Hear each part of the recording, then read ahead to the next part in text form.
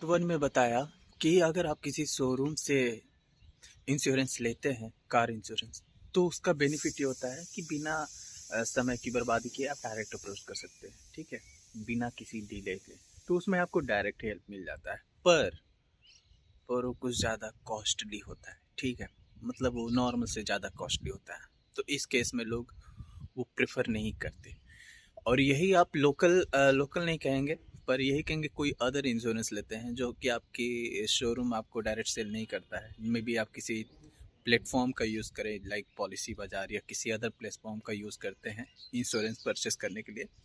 तो उसमें डिपेंडेंसीज होती हैं। उसमें कैसा होता है कि कोई हेल्पलाइन नंबर होगा, कस्टमर केयर का नंबर होगा, कोई मेल होगा जिस पे आपको अपना कंसर्न ड्रॉप करना होता है। अगर हेल्पलाइन नंबर है तो उस पर कॉल करके आपको अपना प्रॉब्लम बताना होता है और वो आपको हेल्प करेंगे इंश्योरेंस टीम तक पहुंचने में, और वो आपका क्लेम रेज करने में हेल्प करते हैं। इसके बाद आपको आपकी उस इंश्योरेंस कंपनी से हेल्प मिल पाती है। ठीक है, अब जो मैं बात कर रहा था कि ऐसी क्या क्या चीज़ें हैं जो हमारे पास होना चाहिए कि हम इस चीज़ का बेनिफिट ले सकें सही तरीके से, बिना किसी मेंटल हरासमेंट के और फिज़िकल ज़्यादा, लाइक फिज़िकली भी आपको उतना परेशान ना होना पड़े। ठीक है, तो इम्पॉर्टेंट पॉइंट क्या है कि अगर आपका लेट्स से कि कभी आपका एक्सीडेंट हो गया है, सबसे पहले आप अपने टोल फ्री नंबर, जो भी इंश्योरेंस आप लिए हुए हैं उसका एक टोल फ्री नंबर हमेशा कहीं नोट डाउन करके रखें, क्योंकि इमरजेंसी में बहुत ज़रूरत पड़ता है। ठीक है, और उस समय तुरंत तुरंत कुछ समझ नहीं आता, अरे यार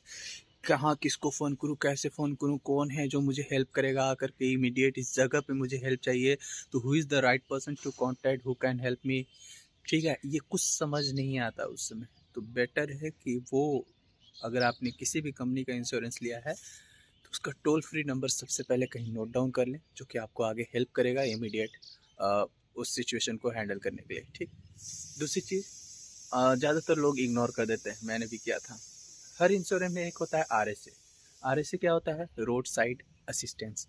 ये होता क्या है, इस ये करता क्या है, बेसिकली लोग इग्नोर कर देते हैं क्योंकि ये ऐड ऑन होता है ना। जब कोई इंश्योरेंस लेते हैं तो ये लेने के लिए थोड़ा सा, मान लीजिए 1,000-500 रुपये बढ़ाना पड़ता है, तो लोग ये बचाने के चक्कर में इसको इग्नोर कर देते हैं। मगर इसका कितना बेनिफिट है आपको समझना चाहिए।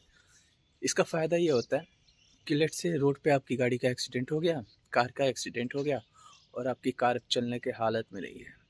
अब आप क्या करेंगे? अब कौन है जो इस गाड़ी को उठा करके सर्विस सेंटर तक लेके जाएगा, वर्कशॉप तक लेके जाएगा? तो वो काम कौन करेगा?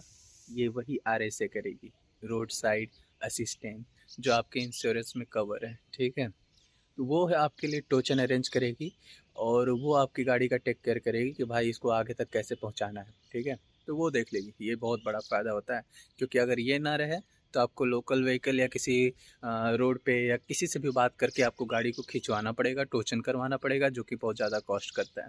ठीक है, और ये अलग अलग area wise, locality wise differ भी करता है। तो कहीं आपको हेल्प मिल भी सकता है, कहीं आपको शायद एक एक दिन 4-5 घंटे तक अपनी गाड़ी को उसी कंडीशन में छोड़ना भी पड़ सकता है। तो ये प्रॉब्लम है। ठीक है, सो और दूसरी बात करता हूँ कि ये आर एस एक इम्पॉर्टेंट पॉइंट था जो कि बता दिया। और क्या होता है कि अगर आपने ये फर्स्ट फर्स्ट पार्टी की है, ठीक है, अगर आपकी गाड़ी किसी से टकराई है और सामने वाला बंदा इंजर्ड नहीं हुआ है तो ठीक है, बहुत अच्छी बात है। और लेकिन अगर टकरा गई है तो उसके लिए क्या करना चाहिए, ये मैं आपको अपने वीडियो के अगले पार्ट में बताता हूँ।